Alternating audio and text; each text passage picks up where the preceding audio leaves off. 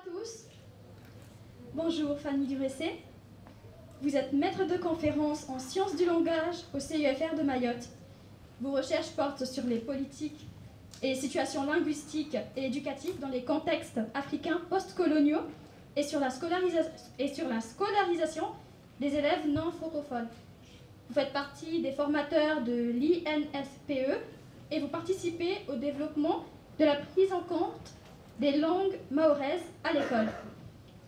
Aujourd'hui, vous nous faites l'honneur de nous présenter une intervention sur les pratiques écrites à Mayotte et la coexistence de deux graphies pour transcrire le shimaoré et le kibushi. Votre communication interroge la diffusion et la transmission du shimaoré et du kibushi à l'heure où le changement de cadre juridique français leur ouvre les portes de l'école. Bienvenue, chère Fanny Durécé, dans ce cycle des conférences publiques du CUFR. Je vous laisse maintenant la parole en vous remerciant d'avoir accepté notre invitation. Nous consacrons la dernière partie de l'intervention aux questions du public. Merci. Merci à toi. Alors bonjour ou rebonjour à tous. Merci d'être présents malgré les contraintes. Donc comme vient de l'introduire notre collègue du pôle culture, ma conférence s'intitule L'écriture plurilingue à Mayotte, les graphies d'hier et aujourd'hui. Donc le titre le montre, il va y avoir un parcours un petit peu à travers l'histoire et ensuite un focus sur l'époque contemporaine. Alors, mes questions de recherche, dont les résultats vont être exposés ici, elles viennent en fait de ma rencontre dans la rue avec un panneau début 2019. En fait, je suis arrivée à Mayotte en septembre 2018 et donc début 2019, dans ma rue, j'ai découvert un écriteau sur du carton où il y avait un riverain qui avait écrit un message. Alors vous verrez cet écriteau par la suite. Et c'était écrit en arabe. Je suis arabisante, donc j'ai déchiffré. Sans problème, j'ai lu la première ligne, Salam alaikum.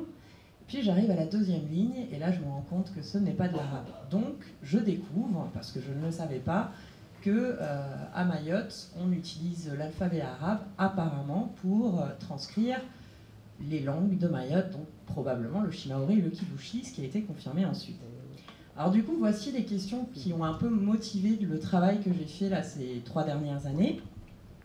D'abord, je me suis demandé pourquoi il y a deux graphies qui coexistent aujourd'hui, c'est-à-dire la graphie du français et la graphie arabe.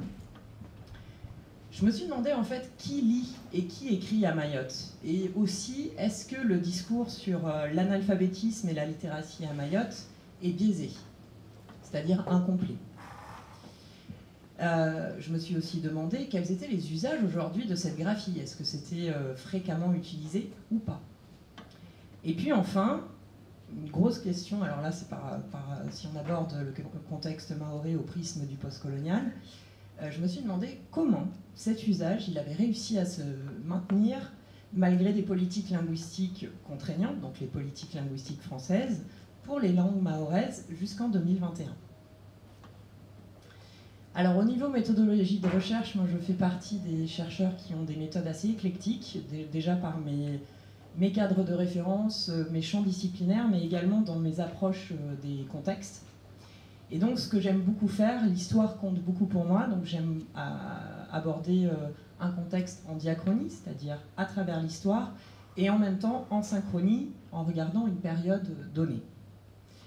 Alors le corpus, il est de deux natures. D'abord, il y a un corpus oral, donc des entretiens que j'ai pu mener avec différents scripteurs, des scripteurs très experts et des scripteurs plutôt novices, et puis également des observations de classe que j'ai effectuées dans 2 écoles coraniques. Et j'ai donc aussi un corpus écrit, alors qui récemment est complété par Lavi Maturafi, là, qui est au premier rang, qui travaille avec moi pour le rectorat et le CUFR, et qui est donc en postdoc. Donc ce corpus écrit, il vient des Archives nationales des Outre-mer, des Archives départementales de Mayotte, d'un recueil de terrain de production écrite, de travaux de professeurs des écoles stagiaires enfin, donc d'une part des mémoires, et d'autre part des œuvres coopératives. Donc c'est un dispositif de formation sur lequel je reviendrai à la fin, initié par Salon en 2018 et sur lequel il a publié en 2019. Alors le programme de mon intervention est le suivant. Donc dans un premier temps, je vais revenir rapidement sur quelques éléments de contexte, mais je pense que la salle est assez bien informée a priori. Ensuite, je vais proposer donc une approche historicisée des pratiques sociales de l'écrit, à Mayotte bien sûr. Je ferai ensuite un focus sur l'époque contemporaine pour regarder quelles sont ces pratiques aujourd'hui. Et pour finir, j'essaierai d'ouvrir donc en proposant quelques éléments d'enjeu, de perspective pour la transmission des langues et la littératie.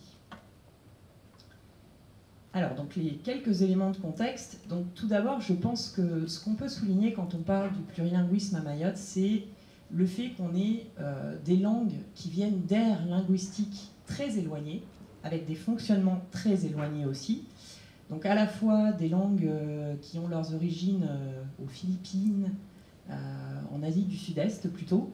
Donc, les langues austronésiennes qui sont arrivées probablement par Madagascar, mais probablement aussi par la côte qu'on appelle la côte Swahili. Donc les kibushi, je vais y revenir ensuite. En même temps, des langues qui viennent plutôt de l'Afrique continentale, donc des langues de la famille bantou, le shimaoré en l'occurrence. Et puis, sur l'histoire depuis le Xe siècle, l'arabe qui arrive. Alors, on parle souvent de son rôle liturgique, mais on va voir ici qu'il a un autre rôle, l'arabe, à Mayotte. Et puis, évidemment, la petite dernière qui occupe beaucoup de place aujourd'hui, le français, donc langue indo-européenne. Alors, les kibushi, des langues austronésiennes, ici, je me suis appuyée sur deux types de travaux. Les travaux de Jacques Bernaudon, qui est un linguiste qui travaille en Polynésie, et puis les travaux récents qu'on mène avec Lavi et Sitina Bamana, avec toute une équipe de gens qui font partie du CEFR, du rectorat, ou qui sont à la retraite, sur justement un lexique plurilingue pour la classe. Donc là, les informateurs, je tiens à les remercier parce qu'ils ne peuvent pas être là par défaut de passe vaccinal. Je pense ici à Mleli Kwandro, je pense ici à Aktoa Bilaza et je pense aussi à Delzid, donc qui ont beaucoup travaillé avec la vie ces derniers temps. Alors sur ce tableau, vous voyez qu'il y a des mots du kibushi kisakala ou du kibushi kiantalaut, comme par exemple la pirogue, l'aka, qui est d'ailleurs le mot qu'on utilise également en shimaoré. Eh bien, on voit que dans des langues qui sont très éloignées au plan géographique, telles que le tagalog ou le paumotu, la racine est la même. Donc voilà, hein, une pierre, bateau, baton, la mort, matai, maté, mati. Alors la mort, on retrouve ce mot aussi en shimaoré, et c'est un mot qu'on retrouve en arabe aussi, quand on dit échec et mat, mat ça veut dire mort en arabe. Donc voilà, et le dernier me semble intéressant, donc le inum, qui veut dire boire aux Philippines, en kibushi, kisakala ou kiantalot, quand on dit bois ou buvez, on dit exactement la même chose. Alors ensuite, on a le shimaoré, une langue bantou, donc là ce sont des travaux qui viennent plutôt de Chimay. Je salue ici Jerry Brandon et Jean-Philippe Brandon qui ont fait un livret pour un travail sur les langues et cultures à Mayotte tout à fait intéressant. Et donc un des exemples qu'ils donnent, c'est celui de l'arbre en shimaoré. Et on voit que par exemple en Shifundi, donc qui est une langue qu'on parle au Kenya, le mot est exactement le même. Et puis donc on a l'arabe, une langue sémitique, donc sur laquelle je vais revenir ensuite, et le français, une langue indo-européenne. Alors là, je vais parler de l'écrit, mais il y aura une communication notamment de l'AVI bientôt dans les conférences du pôle culture sur aussi tous les effets à l'oral de ces contacts, je dirais, pluriséculaires entre les langues. Et par exemple, en shimaoré, de nombreux emprunts à l'arabe, comme bahari, qui vient de l'arabe bahar, la mer, mashallah, donc une formule qui est assez difficile à traduire pour préserver un peu du mauvais œil, dans la suite numérique. Et après, bien sûr, il y a tous les emprunts qu'on connaît au français qui font sourire au début, mais qui sont intéressants aussi, notamment à l'école. Donc, par exemple, la barge, barigi, ou pain, qui se dit dipé. Donc, il y a eu un emprunt avec l'article du pain. Alors ici, vous avez un travail, donc on a actualisé récemment la carte linguistique de Mayotte. Donc là, je remercie le conseil départemental, le MUMA, Chimay, le rectorat, et donc David et moi, pour avoir actualisé cette carte. Qu'est-ce qu'elle montre, cette carte? Elle montre justement ce plurilinguisme au niveau oral, avec donc des villages à dominance shimaoré, donc les villages en bleu, des villages où le shimaoré est influencé par le shinzwani, les zones en verte, des villages où le shimaoré est influencé par le shingazija, donc la langue de Grande Comore, en jaune, et puis donc les deux kibushi en rouge. Il y a beaucoup plus de villages où on parle le kibushi Kiantalauts que les villages en orange. Non, c'est le contraire, il y a beaucoup plus de villages qui parlent le kibushi Kisakalav en rouge et quelques villages, 3-4 villages où on parle le kibushi Kiantalauts. Alors ici, le propos, c'est bien de parler de l'écrit. Là, en fait, ce qui est intéressant, c'est que ce kaléidoscope-là de langue, il se manifeste aussi à l'écrit. L'usage contemporain de deux graphies, donc l'alphabet latin et l'alphabet arabe ou arabo-perse, je vais y revenir ensuite, c'est un héritage, bien entendu, d'une part de l'arrivée de l'islam dans l'archipel des Comores aux environs du Xe siècle, et puis en même temps de la colonisation française à partir de la cession de Mayotte à la France en 1841. Et à l'image d'autres territoires d'Afrique subsaharienne islamisés, donc tout le centre de l'Afrique globalement, l'alphabet arabe, auquel est ajouté, on va le voir ensuite aussi, des signes diacritiques ou des lettres qui sont empruntées au perse, sert en fait de véhicule de l'écrit dans les usages formels et informels depuis des siècles. Alors, en mars 2020, le conseil départemental a publié un alphabet des langues mahoraises. Dans cet alphabet, dans cette publication, il y a donc les deux alphabets, l'alphabet latin, l'alphabet arabe pour les deux langues de Mayotte, le shimaoré et le kibushi. Donc cette étape, on pourrait penser qu'a priori, elle pourrait participer à la standardisation des langues qui sont souvent considérées seulement dans leur manifestation orale. Alors, en juin 2021, juste après la loi Molac, sur laquelle je vais revenir, il y a aussi une convention qui a été signée entre les grands acteurs éducatifs et je dirais autour des langues à Mayotte. Donc ici vous voyez l'ancien président du conseil départemental et l'actuel recteur. Cette convention a été aussi signée par le CUFR et par Chimay.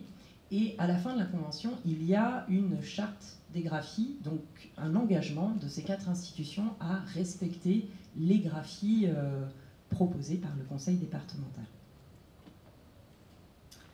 Alors, actuellement, j'ai le plaisir de le dire à mes étudiants dans les cours, on a eu une rupture majeure dans les politiques linguistiques afférentes aux langues à Mayotte en 2021, parce qu'il y a eu cette loi dite Molac, relative à la protection patrimoniale des langues régionales et à leur promotion.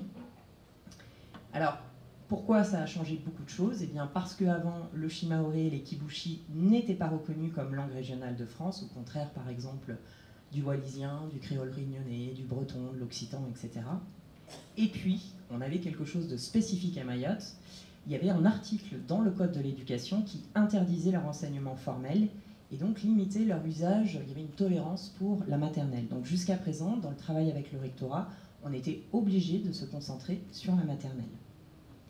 Alors grâce au travail du sénateur Hassani, parce que c'est lui qui a tout fait pour que justement le shimaoré et le kibushi soient dans la loi Molac, et les suites de la loi Molac, les portes de l'école sont désormais ouvertes aux langues mahoraises. Je signale, bon, j'ai vu qu'il y avait pas mal de gens de l'éducation nationale, donc la circulaire sur les langues régionales qui a été publiée au bulletin officiel en décembre 2021, avec la mention, pour la première fois, très explicite, du shimaoré et du kibushi comme langue régionale. Donc voilà pour les éléments de contexte. J'en passe maintenant à l'approche historicisée des pratiques sociales de l'écrit. Alors, lors de l'acte de cession de Mayotte à la France en 1841, le traité, bon, dont on a tous entendu parler, il est signé par le commandant Passot et par qui était donc le représentant du roi de France, et puis le sultan Adrien Nsouli, qui à l'époque dirigeait Mayotte. En fait, il est signé en français donc, en 1841, mais quand le retour validé par le roi arrive à Mayotte en 1843, il y a une version traduite en arabe littéraire qui est également signée par Passot et par Adrien Nsouli. Alors aujourd'hui, les deux versions sont conservées aux Archives nationales des Outre-mer, mais on ne peut pas consulter la version que vous voyez ici parce qu'elle est en très mauvais état. Alors, par cet acte juridique bilingue, parce que du coup il est en français et il est en arabe, l'arabe littéraire fait figure de langue écrite officielle de facto pour l'île de Mayotte lorsque débute la colonisation française. Et donc, contrairement aux préjugés qui fait bien souvent de l'Afrique le continent de l'oralité, Mayotte, comme de nombreux territoires d'Afrique subsaharienne, dispose donc d'une culture de l'écrit précoloniale. Alors, je vais tout d'abord proposer un éclairage sur les pratiques sociales de l'écrit en Afrique avant la colonisation européenne. Donc, en fait, l'idée ici, c'est que je m'appuie sur le travail de Battestini dans son ouvrage de l'écrit africain à l'oral, le phénomène graphique africain, qu'il a publié en 2006. Il parle plus largement de l'existence de l'ensemble des modes africains d'inscription du sens. Et il dit que l'écriture, finalement, c'en est qu'une des petites parties. Alors, je vous donne un exemple que vous connaissez. Ah, la photo n'apparaît pas. Mes photos n'apparaissent pas. Là, il y a un gros problème au niveau du PowerPoint.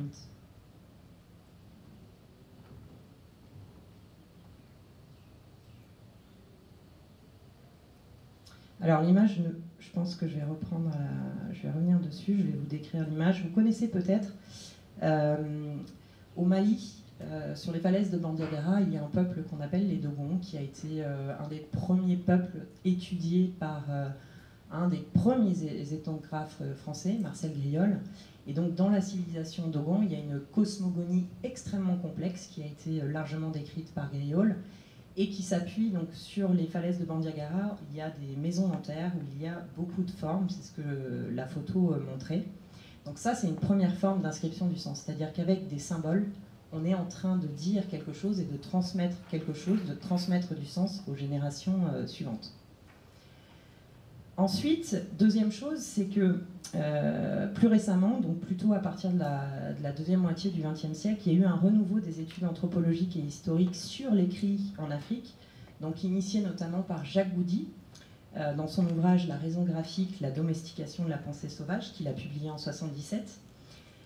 Goudy, en fait, et ses travaux, ils permettent de réhabiliter l'ensemble des systèmes d'écriture antérieurs au fait colonial européen et à l'introduction de la graphie latine via la conquête, via la mission, et puis ensuite la mission évangélisatrice, on va dire, et puis la colonisation donc du XVIe au XXe siècle. Alors voici deux exemples. D'abord plutôt en Afrique du Nord, donc l'écriture Tifinagh, donc un alphabet qui est tout à fait fonctionnel et qui est encore utilisé aujourd'hui. Et puis en Éthiopie, l'amharique, notamment qui a permis au fil des siècles de transcrire la Bible. Alors, aux côtés de ces alphabets, l'islamisation du continent a participé à l'appropriation de l'alphabet arabe pour transcrire les langues locales.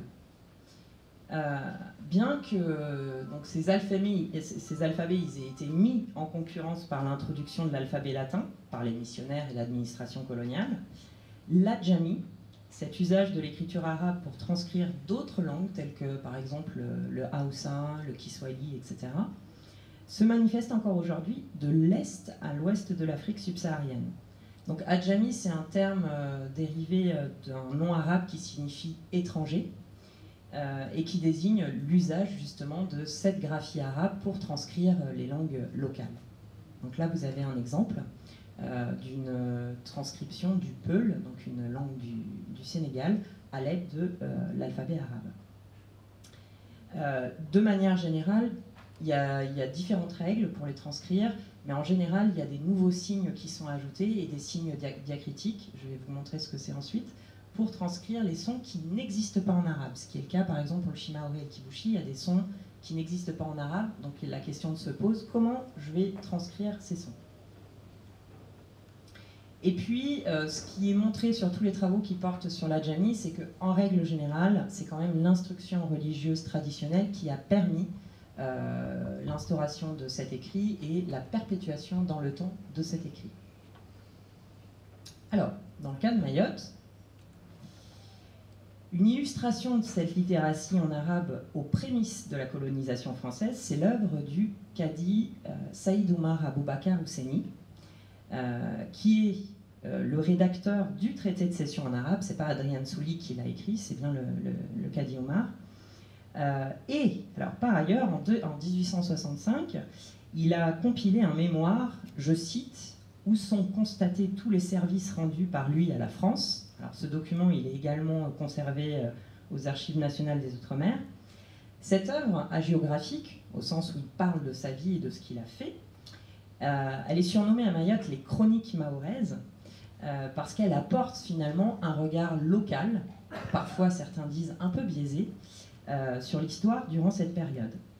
Alors, ce qui est remarquable, et je crois que ce qu'il faut absolument souligner, c'est que, comme de nombreux lettrés à cette période, le cadi Omar, il est aussi polyglotte. C'est-à-dire que, là, je fais référence à un document des archives départementales de Mayotte, il maîtrise le kiswahili, les langues comoriennes, l'arabe et le malgache. Donc c'est quelqu'un qui peut parler dans toutes ces langues, et du coup qui les écrit à travers l'arabe dans différents textes.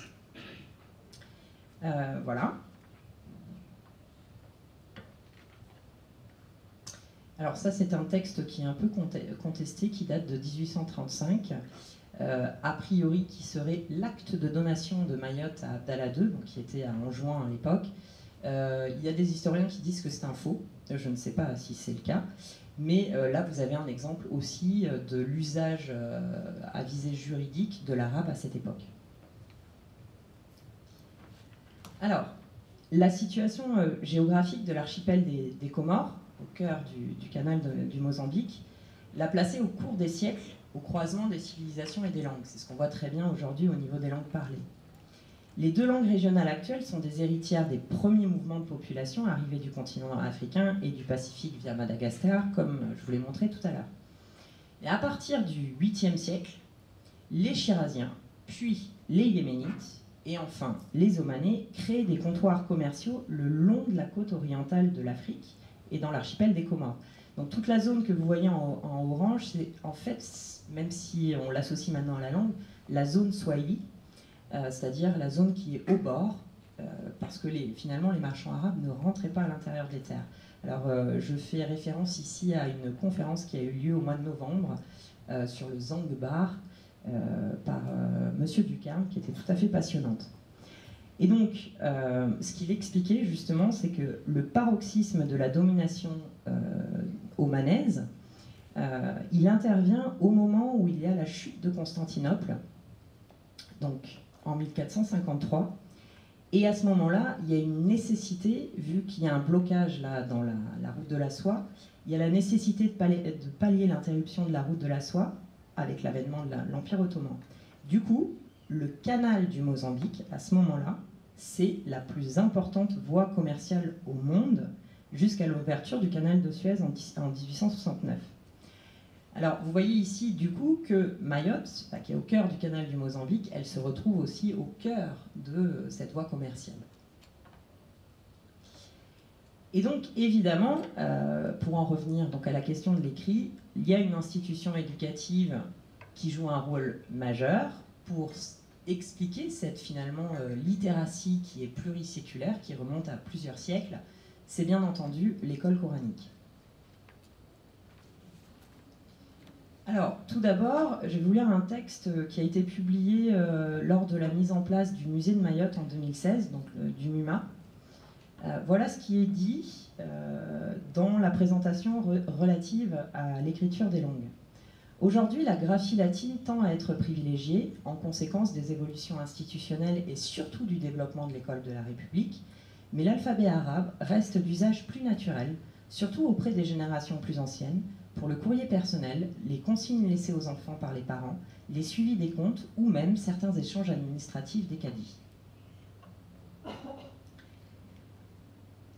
Donc, je crois que là, en fait, ce qui est intéressant, c'est que cette coexistence, elle est assez singulière. C'est-à-dire que sur le territoire républicain, autant au niveau de la métropole que des Outre-mer, il n'y a pas d'autre endroit comme ça où on a deux systèmes graphiques qui cohabitent. Alors, à Mayotte, aujourd'hui, il y a deux types d'écoles qui cohabitent. Donc il y a d'abord les écoles traditionnelles, les shioni, donc shio en shimaoré c'est le livre et ni c'est le suffixe qui indique le lieu. Donc ces écoles-là, elles sont plutôt informelles, elles peuvent être dans la cour d'une maison, elles peuvent être dans un banga dédié, alors que les madrasas, donc qui se sont développés beaucoup plus récemment, Ben Saïd, dans une publication qui porte sur les écoles coraniques, explique que la première madrasa à Sada, elle date de la fin des années 80.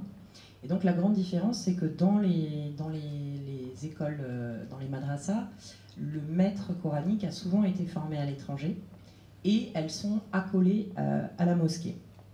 Donc ici, vous avez plutôt des images d'une école plutôt traditionnelle, donc plutôt un shioni.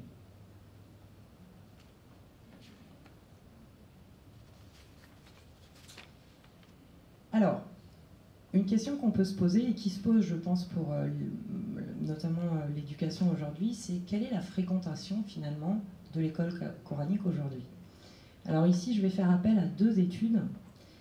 En 2018, la plateforme partenariale de lutte contre l'illettrisme et l'analphabétisme, donc la PLIA, elle a financé une étude qui voulait faire un diagnostic des potentiels transferts d'une école de compétences d'une école à une autre. Et donc l'étude a été réalisée à l'échelle d'une commune, donc celle de Chirongi. Les auteurs de l'étude ont recensé alors 33 écoles coraniques. Dans tous les villages, il y avait au moins 3 écoles coraniques, et pour un des villages, en l'occurrence Porwani, il y en a 7. Et ce que montrent les auteurs, c'est qu'a priori, dans cette commune, 90% des enfants de 6 à 10 ans en fréquenteraient une. Alors, il y a une deuxième étude, donc là c'est plutôt micro, c'est dans un travail de mémoire d'une professeure des écoles stagiaires effectué en 2021, justement qui se posait des questions aussi sur le potentiel transfert de compétences pour les élèves d'une école à une autre. Elle a travaillé donc juste à l'échelle de sa classe, où il y avait 30 élèves de CM1 à Longoni, et dans sa classe, 100% des élèves vont à l'école coranique. Donc, qu'est-ce que ça nous montre tout ça? Ça nous montre que ce qu'on appelle la double scolarisation, c'est-à-dire le fait de fréquenter à la fois l'école coranique et l'école républicaine, eh bien en l'état, ça semble plutôt être la norme que l'exception pour l'élève mahorais. Autrement dit, ça veut dire que l'enfant mahorais il conjugue en général, durant la semaine, je dis en général, 2 rythmes scolaires, ce qui fait des semaines de travail relativement chargées. Alors ici, j'ai essayé un petit peu de représenter ce que ça veut dire un peu pour cet enfant qui est à la fois à l'école coranique, soit au shioni, soit à la madrase, et puis à l'école républicaine avec l'arabe pour l'écrit d'un côté, le français de l'autre, et puis toutes les langues qui sont en contact. Alors j'aurais pu rajouter et toutes les autres langues parce que bien évidemment, il n'y a pas que le shimaoré, le kibushi, puis les 2 langues comoriennes, il y a aussi d'autres langues qui coexistent à Mayotte, mais là c'est les langues dominantes. Alors, là, dans le texte que je vous ai mis ici, c'est issu d'un relevé de conclusion d'un forum qui a eu lieu en 2017 sur l'évolution de l'école à Mayotte. Et donc il y avait une contribution à nouveau de Abdul Karim Ben Saïd, qui est le directeur du MUMA et qui m'a beaucoup aidé dans mes travaux. Voilà ce qu'il écrit sur justement l'écrit. Le besoin liturgique a poussé à l'apprentissage de la lecture et de l'écriture arabe pour lire le Coran ou apprendre les invocations, duha, utiles pour les prières, mais aussi participer à diverses cérémonies rituelles, au quotidien, au mariage, à la mort notamment. Il a aussi permis à toutes les personnes qui ont pratiqué le shioni d'apprendre une graphie utilisée par ailleurs pour transcrire les langues locales dans les usages épistolaires, informatifs, panneaux, enseignes, voire professionnels, les archives de Cadi, prise de notes, etc. Ainsi, l'analphabétisme est très marginal à Mayotte. Alors vous voyez ici un exemple de correspondance amicale, donc ça c'est une correspondance qui avait été trouvée par Anli, qui avait fait une étude justement sur les écritures à Mayotte lors des travaux pilotés par Foued Laroussi et le groupe de recherche sur le plurilinguisme à Mayotte. Et donc dans son travail, voilà ce que lui dit un informateur à Mtsangamouji. En fait, on a appris le Coran et l'écriture arabe. On sait lire et écrire, mais pas parler arabe. Mais cela nous a permis de faire autre chose. En effet, cela nous a permis d'écrire phonétiquement le shimaore et le kibushi par des lettres. Donc vous voyez qu'en fait, ce qui se passe à l'école coranique, il y a probablement des limites, etc. Mais dans tous les cas, l'accès à cette graphie, l'accès à l'encodage, il est bien là. Et au décodage, du coup. Alors, des études récentes, donc il y a un article de Kosker qui a travaillé ici, Sindou, c'est un doctorant, un chapitre aussi de l'ouvrage L'école à Mayotte qui est sorti récemment de Salon, Bureau et Bakar. Tous ces travaux montrent qu'au plan de l'écrit, l'école coranique se limite plutôt à la capacité à décoder et à prononcer les sourates, et qu'en général, elle ne participe que très rarement à développer un véritable accès au sens, parce que ça signifierait en fait parler et comprendre l'arabe, ce qui rend de fait l'exégèse du fundi indispensable. Si le fundi n'explique pas, on ne peut pas comprendre ce qu'on est en train de lire. En revanche, elle permet de développer ce que David Barton et Mary Hamilton qualifient de pratique sociale de l'écrit. Puisque ceux qui vont à l'école coranique, encore aujourd'hui, même si on va voir qu'il y a des changements, ils sont en mesure de déchiffrer un texte transcrit avec les caractères arabes, et pour une langue connue telle que le shimaore ou le kibushi, d'accéder au sens, voire même de transcrire un message.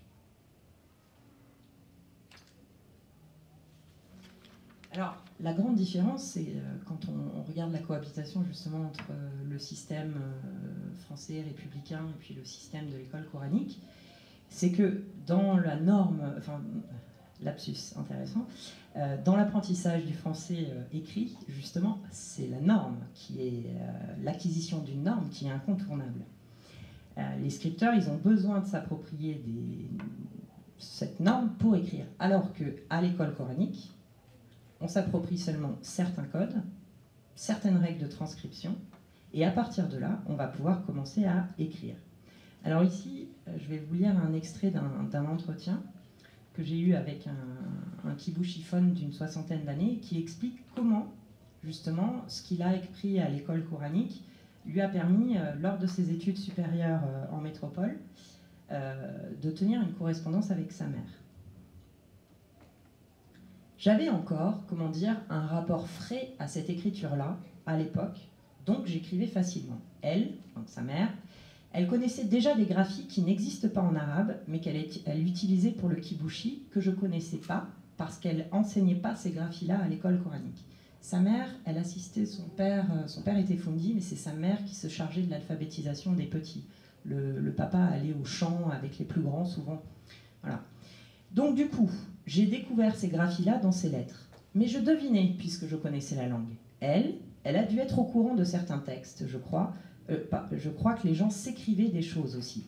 Parce que les caractères qu'elle utilisait, c'était pas personnel. C'est des choses que j'ai retrouvées ensuite utilisées chez les autres. C'est dans les correspondances que j'ai découvert ces lettres-là. Ça, personne ne me l'a appris. Il y avait le découpage, mais moi je t'avoue que je me suis jamais posé cette question-là. Mais ça se comprenait, on pouvait me lire. Ce qui comptait, c'était la communication. La pratique a précédé la réflexion. Donc en fait, vous voyez qu'il y a besoin de graphies en plus, et finalement ces graphies-là, elles sont découvertes, elles sont appropriées par l'usage, par la pratique. Donc il n'y a pas en fait d'enseignement des graphies qui viennent compléter l'alphabet arabe.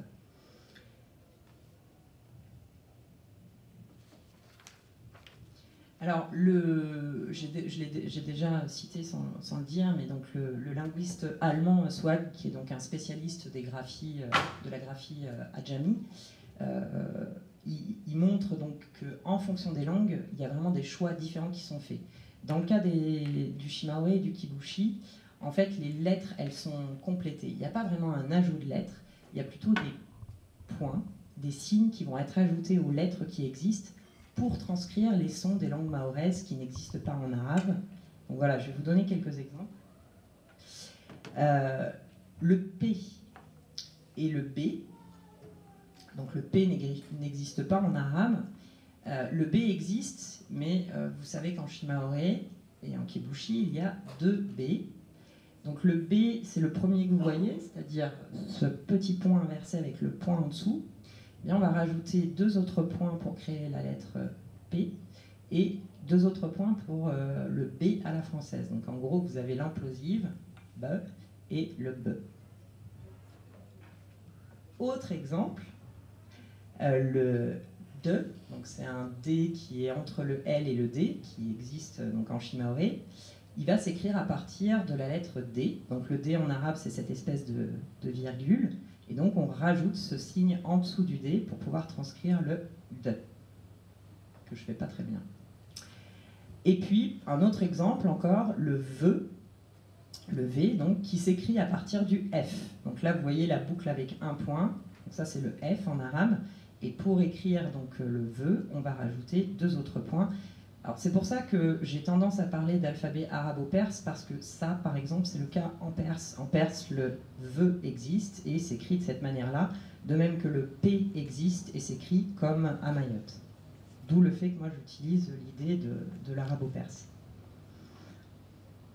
Alors, cette pratique codifiée, hein, donc l'informateur disait qu'il l'a appris par la pratique, mais en fait, elle est assez bien connue par ceux qui transcrivent les langues, ils se l'approprient par la pratique.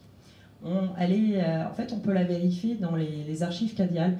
Alors, je ne peux pas, j'ai coupé parce que en fait, les archives cadiales, elles traitent de choses qui sont encore possiblement en relation avec des gens qui sont vivants. Donc, voilà, on ne va pas décliner les noms, etc. Vous voyez juste ici que dans cet extrait-là, il y a 3 langues qui sont utilisées. Tout est transcrit en arabe, mais donc il y a l'arabe, ça veut dire qu'il y a toujours à Mayotte des lettrés en arabe littéraire, en shingazija et en français. Alors, durant la période coloniale, l'administration française maintient le droit musulman dit chaféite aux côtés du droit français. Pour ceux qui s'intéresseraient à la question, je vous renvoie à un excellent article de Mathilde Philippe-Gay qui s'intitule « Valeurs de la République et Islam à Mayotte », qu'elle a publié en 2018 dans la revue du droit des religions. Alors, lors du découpage du territoire en canton en 1909, les 4 chefs-lieux deviennent également les sièges des justices cadiales. Donc on maintient le droit musulman et donc dans chaque chef-lieu, il y a un cadi.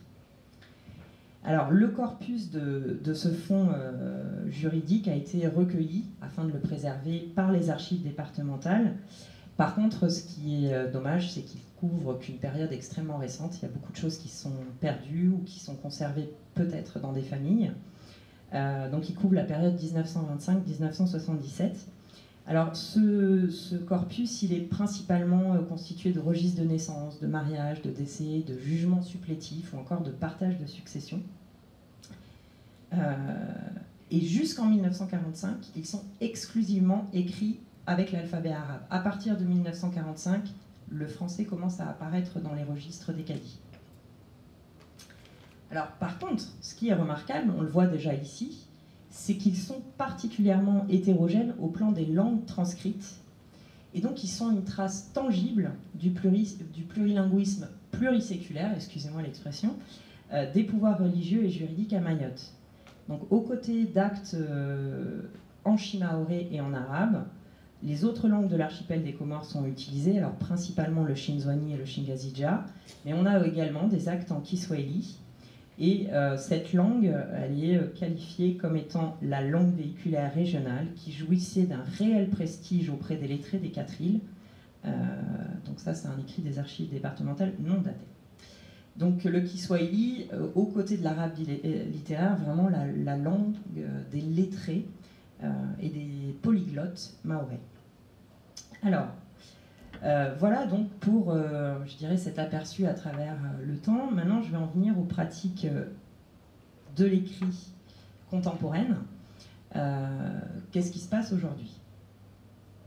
Alors, depuis 2019, et donc plus précisément depuis l'écriture de l'écriteau que j'ai déjà évoqué, j'ai commencé à recueillir tout ce que je voyais où justement il y avait la graphie arabe qui était mobilisée.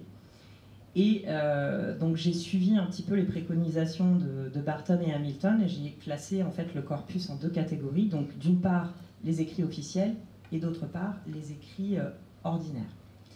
Alors au niveau des écrits officiels, il y a différentes natures de documents recueillis. D'abord, il y a beaucoup, je pense que vous en avez vu ces temps-ci avec l'épidémie mondiale que nous vivons, ou la pandémie, pardon, que nous vivons. Donc les affiches de prévention, souvent en lien avec la santé et la sécurité, ou informatives à destination du grand public et des usagers, donc à l'hôpital, sur un panneau informatif en bord de plage, etc. Donc ça, c'est le premier type d'écrit. Je souligne le travail aussi là, de la vie avec moi sur cette question. Elle trouve des petites perles de temps en temps, c'est très bien. Deuxièmement, il y a des courriers administratifs. Alors là, c'est plus rare et c'est plus rare de mettre la main dessus. Donc, je vais vous montrer un exemple ensuite. La communication culturelle, donc notamment celle du MUMA, qui fait l'effort justement systématiquement de proposer un usage de la graphie arabo-perse. Et puis, par exemple, l'Agence régionale du livre et de la lecture de Mayotte qui joue le jeu aussi. Et enfin, on a un quatrième type de support, donc les publicités, avec en général sur les publicités une dominance plutôt de l'arabe, notamment à l'occasion des fêtes religieuses musulmanes. Alors, voici un premier exemple. Donc, c'est une... vous voyez le contexte, hein, ça c'est un travail qui a été fait par la préfecture sur le lavage des mains à destination des enfants. Et donc le document est décliné, donc il existe en français, il existe en latin avec les 3 langues, et puis donc il existe en shimaore et en kibushi dans les 2 alphabets. Donc là, on voit que la préfecture cherche à couvrir les 3 langues et les 2 graphies. Deuxième exemple, donc là une affiche de l'Agence régionale du livre et de la lecture de Mayotte. Là encore, les 3 langues apparaissent et les 2 graphies apparaissent. Mais en règle générale, ce qu'on peut constater, c'est qu'il y a souvent une traduction finalement partielle. Dans la majorité du corpus, il y a plutôt que des parties, le slogan, etc., qui vont figurer en arabo-perse.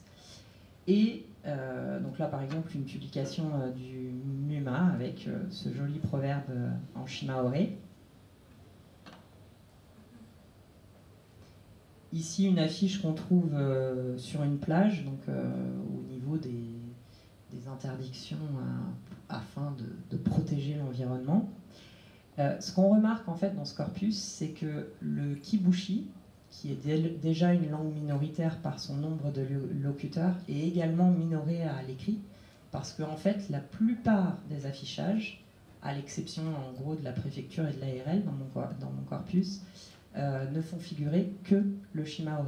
Donc d'une certaine manière, on entérine la minorisation de la langue, et notamment, je pense au journal de 20h, qui est en version en shimaore, mais qui n'existe pas en kibushi. Donc l'écrit a tendance à entériner, je dirais, cette minorisation.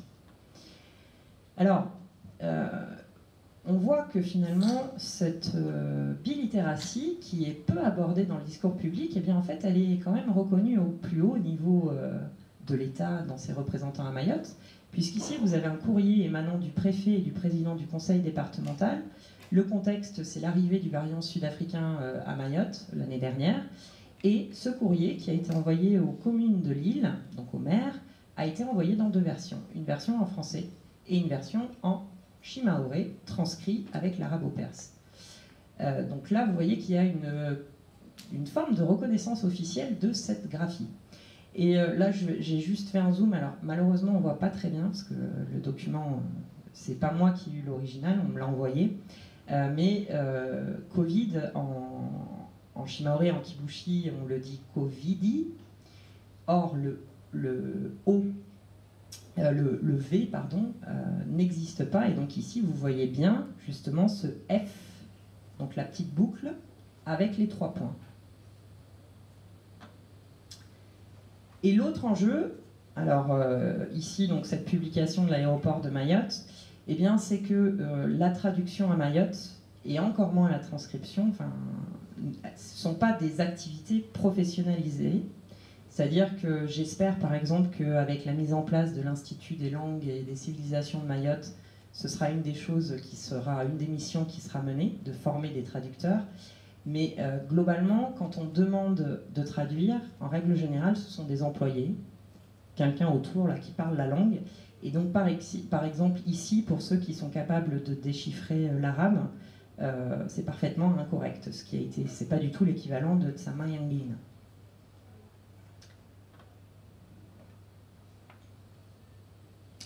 Alors j'en viens maintenant aux pratiques, ce qu'on appelle les écrits ordinaires, donc les pratiques ordinaires.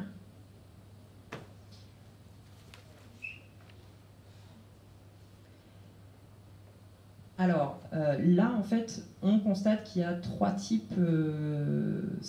Quand je dis pratiques ordinaires, en fait, ce sont les citoyens qui écrivent librement dans la graphie qu'ils veulent. Et donc, globalement, il y a quatre types d'écrits aussi. Donc, d'une part, la correspondance privée. D'autre part, la transcription de chants. Mais c'est assez rarement du shimaoré, du kibushi ou du malgache. C'est souvent l'arabe qui prédomine dans les chants qui sont transcrits. Des signalétiques à l'attention des riverains et des usagers de lieux publics, donc, qui sont faites par des citoyens de leur propre chef. Et puis donc des listes de courses, des écrits courts à visée utilitaire. Alors, ce qui est intéressant là au niveau de ces pratiques, c'est que en fait le développement, on va dire, de l'écrit numérique, donc les SMS, le téléphone, Internet, c'est relativement récent en fait, ailleurs dans le monde, mais particulièrement à Mayotte. Et il y a un espèce de retard, c'est-à-dire que du coup, pour communiquer pendant longtemps, c'est l'écriture épistolaire qui servait à le faire pour communiquer avec le monde extérieur. Donc la correspondance privée en arabo-perse, elle se pratique encore aujourd'hui, mais a priori, d'après les informateurs, elle a tendance quand même à diminuer. Je pense que ça, c'est l'effet notamment du téléphone. Et le fait qu'il y ait une démocratisation justement de l'accès au téléphone, de l'accès à un ordinateur, etc. Alors là, je vais vous rapporter les propos donc, du même informateur, qui est donc parti faire ses études supérieures en France métropolitaine durant les années 90. Et voilà ce qu'il dit. À l'époque, il y avait très peu de familles qui avaient le téléphone. Et donc, le moyen immédiatement qu'on avait, c'était l'écriture. En fait, l'échange épistolaire. Donc, j'écrivais à ma mère avec les caractères arabes des lettres et elle me répondait. Donc, cette personne, si elle voulait rester en lien avec sa famille, communiquer avec sa famille, de fait, elle utilisait le courrier. Et pour le coup, sa mère était lettrée en arabe, mais pas en français. Donc, les lettres étaient en kibushi, transcrits avec l'arabo-perse. Alors, je vais en venir maintenant donc, aux signalétiques informelles. Alors, ce qui est intéressant dans les signalétiques informelles, c'est qu'elles relèvent en fait que ceux qui les écrivent, ils sont très pragmatiques. Ils savent à qui ils s'adressent et donc ils savent comment ils doivent écrire. Ils tiennent compte en fait des compétences de leurs lecteurs, ce qui n'est pas forcément le cas des institutionnels. En fait, ce qu'ils vont voir, c'est que ceux qui sont capables de déchiffrer en latin, c'est que de fait, ils ont été scolarisés à l'école de la République. Autrement dit, ils peuvent accéder au sens en français. Alors que ceux qui sont dits analphabètes dans la vision, je dirais, métropolitaine, malheureusement, souvent ils ont été à l'école coranique et du coup, ils peuvent déchiffrer dans leur langue. Et ça, c'est ce dont tiennent compte justement ceux qui écrivent les messages. Alors ça, c'est le panneau qui a motivé mon début de recherche. Donc je passais dans la rue, je vois ce carton. Donc, je ne sais pas si on voit très bien, mais donc moi j'arrive à lire parfaitement la première ligne. Et ensuite, là il faudrait qu'il y ait des shimaoréphones, je vois que madame est en train de lire. Voilà, ensuite, clairement, dès la deuxième ligne, c'est du shimaoré. Alors le contexte, moi je me doutais de ce qui était dit, ces poubelles étaient très mal utilisées, donc en gros c'était pour dire qu'il fallait attendre le jour où le camion poubelle passe pour déposer ses poubelles, si la poubelle déborde, à peu près quelque chose comme ça. Alors après, voilà, on marche dans la Malavoune et on tombe sur ce genre de panneau avec interdiction de couper de la paille, propriété privée, merci, mais c'est écrit dans les deux langues. Et vous voyez qu'en fait, on ne va pas transcrire le shimaoré avec l'alphabet latin, ça ne sert à rien en fonction de son lecteur. Soit c'est quelqu'un qui a été à l'école de la République, j'écris en français, soit c'est quelqu'un qui n'y a pas été mais qui a été probablement à l'école coranique, j'écris avec l'alphabet arabe. Autre exemple, celui-ci je l'aime beaucoup, donc dans l'avion entre La Réunion et Mayotte, aux toilettes, il y avait ce petit écriteau, et là, même chose, pragmatisme du scripteur, il ne va pas transcrire le shimaoré avec l'alphabet latin. Ou encore ici, c'est une porte qui ne marche pas logiquement, donc voilà. Alors, en fait, ce recueil-là, je le fais depuis 2019, donc qu'est-ce qu'il montre? Il montre, pour moi, que on peut affirmer que la société mahoraise, elle est bilittératique, au sens où il y a deux littératies, et plurigraphique, au sens où on utilise deux graphies, et on a donc des scripteurs et des lecteurs dans l'une ou l'autre, ou les deux graphies. J'imagine que dans la salle, il y a des gens qui sont capables parfaitement de déchiffrer en arabe et de déchiffrer en français. Alors, par contre, il me semble, mais ça, il faudrait que je complète les données, que du fait justement de la massification de l'école républicaine, qui est relativement récente, et des changements culturels des dernières décennies, eh bien qu'il y a une forme de rupture générationnelle dans cette pratique de l'écrit. De mon point de vue, dans ce que je constate, je pense que c'est en train de largement diminuer. Alors, pourquoi je dis ça? D'abord parce que dans les chionniers et les madras, il y a un changement récent. C'est l'introduction du support papier. Alors, voilà ce que dit un informateur. Ils avaient une chionnie, une école coranique. Ma mère, son rôle, c'était carrément de se charger de l'alphabétisation, de rendre les élèves autonomes dans la lecture, même si après ils lisaient sans comprendre ce qui est écrit. Il n'y avait pas les textes aujourd'hui disponibles, les petits livrets. Ça n'existait pas, enfin, il y en avait, mais ce n'était pas accessible à tout le monde. On arrive avec des tablettes en bois, et puis on recopiait des passages. Donc ça, c'est ce qu'on appelle le bao. Alors là, je remercie le musée de Mayotte, ils ont fait une exposition en 2019, me semble-t-il, sur justement l'école à Mayotte, mais c'est une exposition permanente. Et donc voilà, par exemple, sur Facebook, en juillet 2021, ils expliquaient ce qu'était le bao, donc tablettes coraniques, qui sont des supports de base pour l'apprentissage dans les chenilles traditionnelles. Ils sont exclusivement réservés à l'écriture des versets du Coran, à l'apprentissage de l'alphabet et de l'écriture arabe. Une fois les leçons apprises par cœur, l'apprenti doit les effacer pour pouvoir en inscrire d'autres, et ainsi de suite. On en change rarement au cours de son apprentissage. Alors, quand les enfants utilisaient le bao, qu'est-ce qu'ils développaient comme compétence? Le geste graphique, l'encodage, la calligraphie. Or, avec l'introduction du Khourassa, ils ont tendance du coup à ne plus développer, ou beaucoup moins, ça dépend des écoles coraniques, mais du coup ils se servent directement du Khourassa pour apprendre à lire, à déchiffrer. Alors en plus, le Khourassa, contrairement aux livres qu'on peut acheter dans les librairies, il coûte pratiquement rien, c'est 1, 2, 3 euros. Donc il est accessible, il y a eu une démocratisation de ce support papier. Voilà. Et alors ça c'est une première rupture, c'est-à-dire l'introduction du papier. Il y a une deuxième rupture, eh bien c'est celle, alors je pense qu'on peut aussi s'en réjouir évidemment pour Mayotte, rupture c'est pas forcément négative, mais en tout cas très récemment, en 2019, il y a un déploiement des écoles maternelles à Mayotte, ce qui n'était pas le cas avant, c'est-à-dire que la majorité des enfants à Mayotte, avant 2019, n'allaient pas à l'école maternelle. Il y en avait, mais pas tous les enfants. Là, il y a un vrai déploiement, il y a un vrai effort qui est fait par le rectorat là-dessus. Qu'est-ce que ça veut dire? Ça veut dire que les enfants, ils arrivent à l'école beaucoup plus tôt, à 3 ans. Avant, ils allaient plutôt à l'école républicaine à partir de 6 ans. Autrement dit, les enfants rentraient dans l'alphabétisation en arabe. Alors qu'aujourd'hui, ils ont plutôt tendance à rentrer dans l'alphabétisation en français. Ça veut dire aussi que du coup, les petits, ils vont également cumuler les rythmes scolaires. Donc là, ici, vous avez une photo prise dans un chioni. C'est assez remarquable de voir qu'on est au chioni, mais qu'en fait, finalement, le message est en français. Et on voit ici, donc, le programme de l'école coranique pendant les vacances.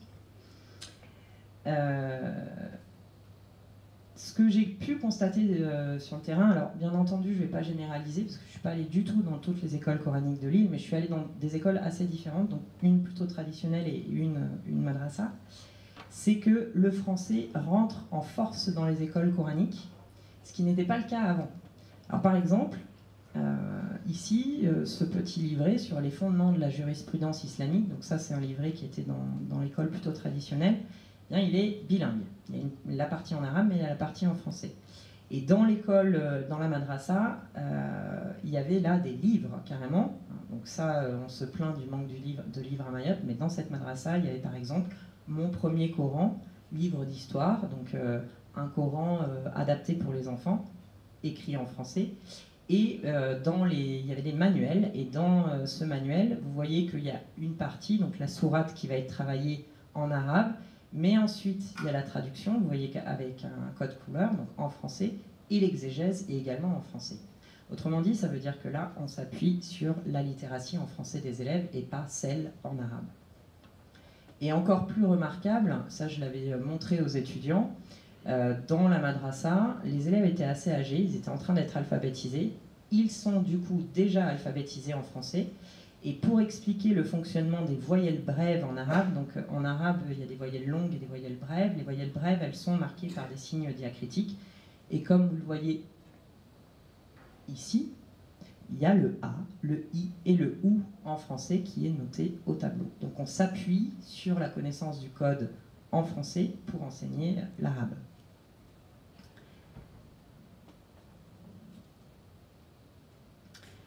Alors, juste là, je vais évoquer le même travail que tout à l'heure qui a été fait par une étudiante l'année dernière, donc dans le cadre de son travail de mémoire, pour tester les compétences. Elle voulait tester les compétences de ses élèves en arabe, en déchiffrage et en écriture.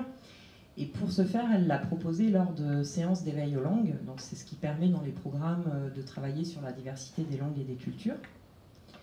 Elle a demandé d'abord de recopier un texte, mais en fait, ce n'est pas un texte, ce sont des lettres. Qu'est-ce qu'elle constate? Donc, tous ces enfants vont à l'école coranique, mais il y en a quand même 20% de ces enfants qui vont en fait utiliser le sens de l'écriture française, c'est-à-dire de gauche à droite, plutôt que de droite à gauche. Alors, ce qui est intéressant, c'est qu'en fait, elle a été obligée de changer complètement son protocole de recherche parce que les élèves étaient choqués d'avoir de l'arabe à l'école, alors que l'arabe fait partie des LVE à Mayotte. Et il y a un élève, il lui a dit quelque chose d'intéressant, il lui a dit « Madame, pourquoi on écrit l'islam ?» Ce qui est intéressant, parce que du coup, ça veut dire que l'arabe, ce n'est que la langue de l'islam dans la représentation de l'enfant. Et l'autre chose qui me semble intéressante dans cette réflexion, c'est que du coup, l'arabe, c'est au chioni, c'est pas à l'école. Or, l'arabe littéraire fait partie des LVE qui peuvent être enseignés donc, aux côtés de l'anglais et de l'espagnol à Mayotte. Alors donc voilà un exemple d'un élève qui visiblement est très influencé par le français. Donc vous voyez, en fait ce sont que des lettres à recopier, ce n'est pas du tout des mots. Donc chaque lettre est séparée. Au milieu, en haut, à côté de chaque ri, l'élève a écrit à l'envers l'arabe, c'est-à-dire qu'il écrit le son che. Après, bon, il se trompe un peu, mais toutes les lettres sont inversées, donc il a une écriture en miroir. Et ensuite, quand il recopie en dessous, vous voyez que par exemple le alif, là, qui est au début, donc la barre, côté écriture arabe, donc à droite, eh bien lui, il va la placer à gauche. Donc il revient vers l'écriture du français. Donc on voit en fait que là, il y a une forte confusion. Alors, j'en arrive à la dernière partie, donc sur les enjeux et les perspectives pour la transmission des langues et la littératie. Alors, je l'ai dit tout à l'heure, donc en mai 2020, la loi Molac, elle permet la reconnaissance qui était très attendue sur le territoire des langues Shimaoré et Kipushi comme langue régionale. Et pourtant, il y a des choses qui sont encore pas simples pour les langues. Donc, par exemple, le ministre de l'Éducation nationale, en 2018, parmi les réticences qu'il exposait au fait que les langues soient reconnues, c'était l'absence de standardisation, pour le coup là, au niveau de la graphie latine. Et effectivement, de fait, quand on consulte les alphabets du conseil départemental, on a une absence de consensus, c'est-à-dire que pour certains sons, il y a des tensions et il n'y a pas eu, finalement les travaux n'ont pas mené à ce qu'il y ait un choix qui soit fait, notamment donc, sur les deux consonnes qui n'existent pas en français, donc implosives, donc le B et le D. Je renvoie ici Miki Mori qui est là-haut a fait une présentation sur justement le B implosif en shimaoré. Donc pour ces graphies-là, le choix n'a pas été fait. Il y a deux possibilités, soit d'utiliser l'accroché, soit d'utiliser le doublement de la consonne. Mais en parallèle de ça, les Mahorais, ils n'ont pas attendu que le conseil départemental ou que l'éducation nationale tranche sur la question. Donc les gens, en fait, ils se sont mis à écrire, ils écrivent des textos, ils écrivent des SMS. Qu'est-ce qu'ils font eux? Ça, c'est intéressant de le voir. Donc il y a cette cohabitation-là qui est intéressante. Alors il y a des positions très tranchées sur la question. Là, je vais vous montrer différentes positions. Celle de Galtier, alors là c'est 2009, le groupe de travail, le groupe de recherche sur le plurilinguisme à Mayotte piloté par Laroussi. Voilà ce que Galtier écrit à l'époque. L'orthographe des langues de Mayotte, shimaoré et kibushi, doit respecter plusieurs contraintes. Être exact d'un point de vue scientifique. Donc par exemple, ce B et ce D, les gens qui écrivent sur les réseaux sociaux, ils ne les notent pas. Du coup, quand même, ce n'est pas respecter la phonologie de la langue. Permettre un passage aisé vers le français, afin que les enfants puissent étudier ensemble les deux langues à l'école et que les lettrés en français abordent sans difficulté leur langue maternelle. Alors là, va se poser la question de l'influence du français. Par exemple, quand on a pris l'habitude d'écrire le son « se » avec deux S, vous allez voir des exemples ensuite, on a très facilement, on va écrire ce deux S. Quand on a pris l'habitude de transcrire le son OU au U, on ne va pas forcément l'écrire avec un U. C'est assez facile, mais ça veut dire qu'il faut l'enseigner très tôt à l'école pour que ça fonctionne. Et puis, pour le shimaoré, permettre une lecture aisée des textes écrits en swahili et dans les langues des autres îles comoriennes, Shinzwani d'Anjouan, Shingazija de la Grande Comore, Shimoli de Moli. Et pour le kibushi, faciliter l'approche des textes écrits en malgache officiel. Donc là, voilà ce que préconisait Galtier en 2009. Et en même temps, donc, je suis allée voir un petit peu ce que disent d'autres linguistes sur d'autres langues transcrites en Afrique avec l'alphabet latin. Donc, notamment Éloi Fiquet et Aïssatou Botch-Pouille, donc qui travaillent plutôt sur les langues d'Afrique occidentale. Voilà ce qu'ils écrivent. La diffusion de l'écrit en Afrique a trait aux nouvelles technologies qui impliquent de nouveaux usages à travers Internet ou les échanges de SMS et qui relancent les débats sur l'adaptation des écritures africaines à l'adaptation des écritures africaines à la modernité. Par la conception de polices de caractères intégrées dans les tables internationales Unicode, c'est-à-dire ce qu'on utilise sur nos ordinateurs, les écritures Gez, langue éthiopienne, Tifinagh, langue berbère, Nko, langue mandingue, Vaï, Libéria ou Bamoun, au Cameroun, connaissent un nouvel essor. Donc pour eux, si on transcrit avec les lettres qui existent sur nos claviers, ça participe de la diffusion et ça participe aussi à régler la question de l'édition, parce que éditer des signes diacritiques, ça pose problème. L'autre problème, c'est les réserves qu'a émis le Conseil constitutionnel au moment de la loi Molac. C'est pas vraiment lié au shimaoré kibushi, mais ça a une répercussion pour le shimaoré et le kibushi. C'est l'interdiction de l'usage des signes diacritiques. Donc le cas dont vous avez peut-être entendu parler, c'est pour le breton, avec le N tilde. Bon, donc d'après le Conseil constitutionnel, on ne doit pas utiliser ce tilde qu'on n'utilise pas d'habitude en France, ce qui pose un problème pour les crochets à Mayotte. Là, je vous renvoie notamment aux travaux d'une juriste qui est spécialiste du droit des langues, Véronique Bertil. Alors,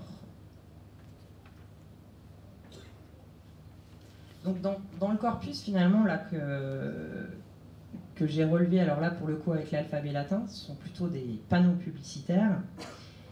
Ce corpus il confirme le besoin de prendre en compte le contexte de production des écrits. Donc il y a d'une part l'usage des Maorés dans leur SMS, sur les réseaux sociaux, et puis également il y a ce qu'on voit sur les panneaux publicitaires ou plus largement parfois à la télévision, etc. Alors il y a eu des travaux qui ont été faits sur les SMS par Fabien Liénard notamment, et puis dans la thèse de Lavie Maturafi, il y a tout un travail sur un corpus justement qui vient des réseaux sociaux et qui montre en fait le non-respect des alphabets officiels. Donc, de mon point de vue, c'est dans les politiques, il faudrait tenir compte de ça. En fait, voilà, ce qu'on peut constater, c'est que la pratique traditionnelle de l'écrit, elle s'est enrichie de la graphie du français ces dernières décennies. Et finalement, la pratique, elle a précédé la standardisation avec cette appropriation assez récente de la langue française.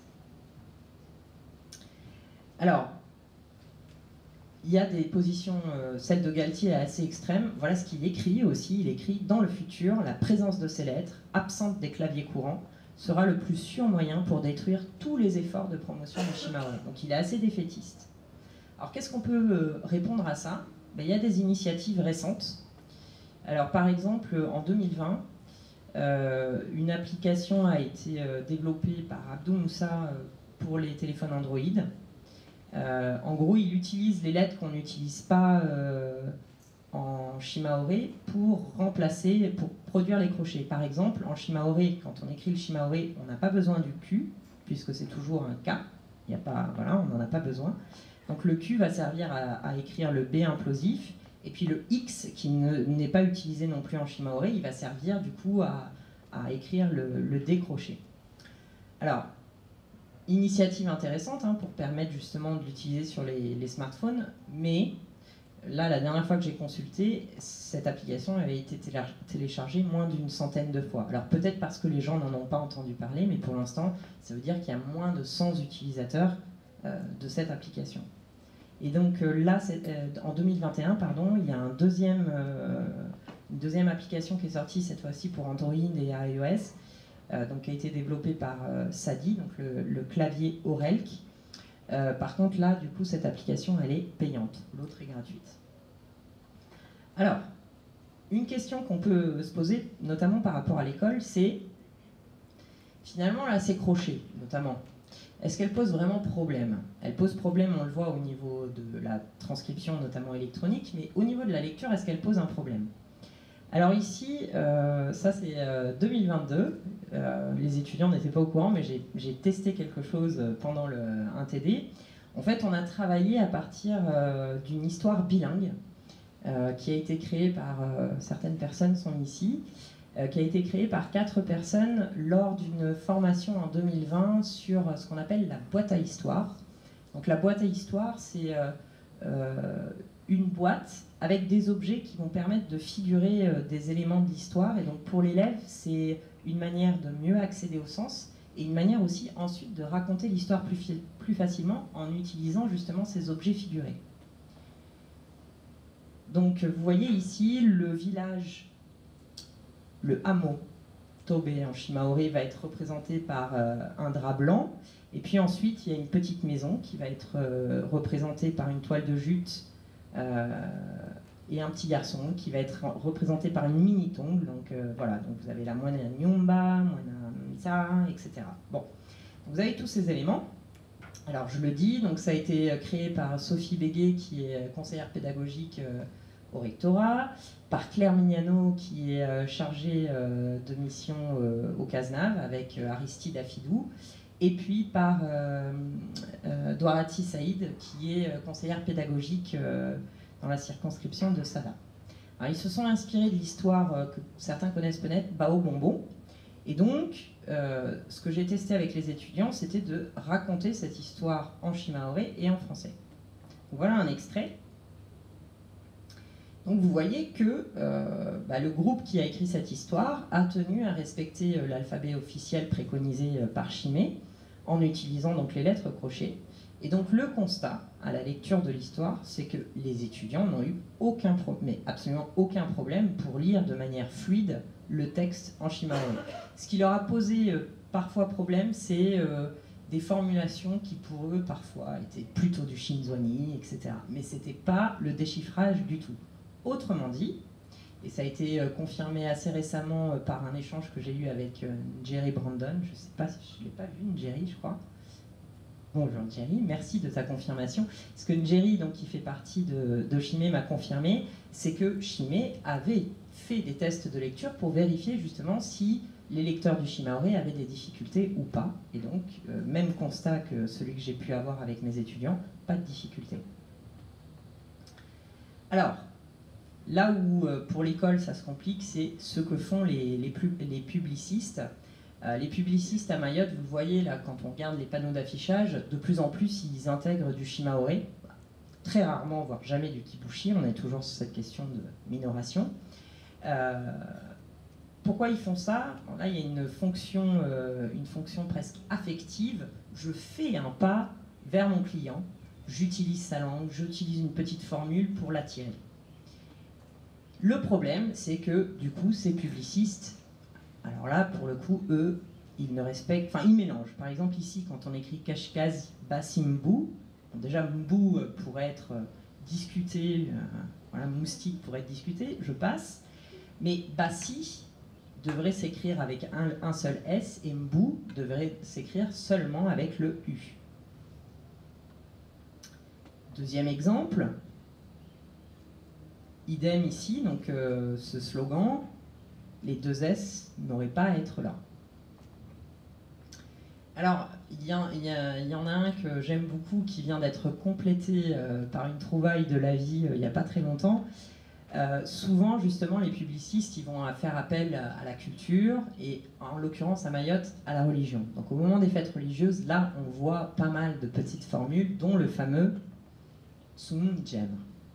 Et alors, ce Tsumun Jema, il pose véritablement problème. Parce que regardez, donc là, on a le OU, là, on a le U, mais par contre, le N a disparu. Là, on a le U, mais du coup, il y a l'accent. Voilà. Et alors là, on a le summum. Là, on a vraiment un problème. C'est-à-dire qu'on a Tsum, Jema, Na, Unono. Donc ça veut dire que dans Unono, on va utiliser juste le U, alors que juste au-dessus, le son U, on l'a écrit, le son OU, pardon, on l'a écrit OU. Et regardez en bas, le Tsumu, cette fois-ci, est écrit avec un U. Donc, je n'ai rien contre l'ARS. Hein, je ne sais pas s'il y a quelqu'un de l'ARS aujourd'hui ici. Mais visiblement, on essaye de faire un effort pour aller vers le shimaori, et du coup, là, pour moi, ça dessert les langues. Il y a un petit côté maniénier. Voilà.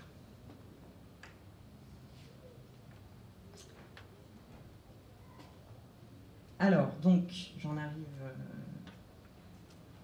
arrive à la conclusion, il faut que j'essaye de faire vite.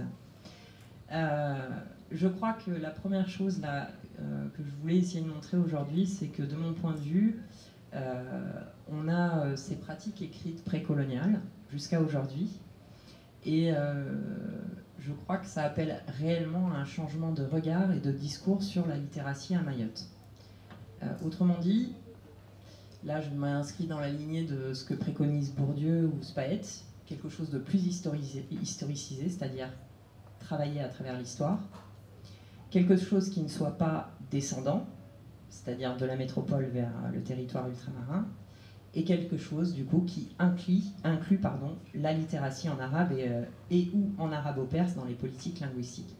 Alors ici, j'ai envie de faire référence à Claude Lévi-Strauss, quand il parlait de l'écueil de l'ethnocentrisme scientifique. Pour moi, on est en plein dedans, c'est-à-dire qu'il y a une vision qui vient du centre, l'ancien centre colonial, vers finalement le territoire colonisé. Alors bien sûr, on n'est plus à l'époque coloniale, mais il n'empêche que le discours sur la littératie pose vraiment cette question-là. Deuxième chose, je pense que cette écriture, elle fait partie finalement du patrimoine de Mayotte, et elle appelle à être préservée. Par exemple, les correspondances, il mériterait d'y avoir un appel aux citoyens pour essayer de conserver ce fonds, parce que c'est quand même une pratique multiséculaire qui n'est pas du tout préservée aujourd'hui.